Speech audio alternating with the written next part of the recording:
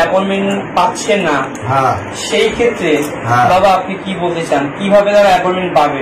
শিবধামে তো অ্যাপয়েন্টমেন্ট পাওয়া খুবই সহজ। কেন বললাম এই কথাটা? সবার আগেই শিবধামই বোধহয় এমন এক ধাম যে বলে যে আপনাদের শিবধামে আসার প্রয়োজনীয়তা নেই। তাও যদি আসতে চান তাহলে কিভাবে আসবেন?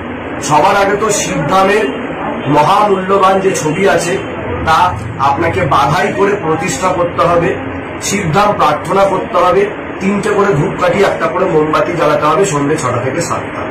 এছাড়া যারা শিবধামে আসতে পারছেন না তারা কি করবেন? তারা এই প্রসেসেই 40 মিনিট 6টা থেকে 7টার মধ্যে শিবধাম প্রার্থনা করে শিবধামের সকল দূতকে আহ্বান করে মন্ত্র জপ করে নিতে পারেন। এছাড়া সকল বিধি তারা পালন করতে পারেন, যেমন সকালবেলা উঠে 9 দিন জল খাওয়া, স্নান করে উঠে সর্ষের তেল আর কর্পূর মাখা যেখানে যেখানে সমস্যা রয়েছে।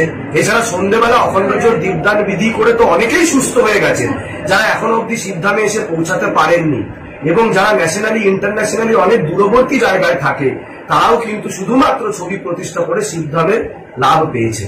এছাড়া শিবধামের যে মহামন্ত্র ওম নমঃ শিবায় শক্তি রূপে গুরু পিরানন্দম নমঃ ওম, এই মন্ত্র মানসিক জপ আপনারা করুন ঘুমোতে যাওয়ার আগে এবং ঘুম থেকে উঠে ব্রহ্ম মুহূর্তে করুন। আপনারাও সুস্থ থাকবেন, মানুষদেরকেও সুস্থ রাখতে পারবেন। আপনারা যদি শিবধামের এইভাবে ছবি প্রতিষ্ঠা করে আপনাদের মনের কথা 3টে ধূপকাঠি এবং 1টা মোমবাতি জেলে প্রত্যেক দিন জানাতে থাকেন, অবশ্যই দেখবেন কোনো না কোনো মাধ্যমে আপনারা শিবধামের অ্যাপয়েন্টমেন্ট অবশ্যই পেয়ে গেছেন। জয় শিবধাম, জয় শিবধাম, জয় শিব।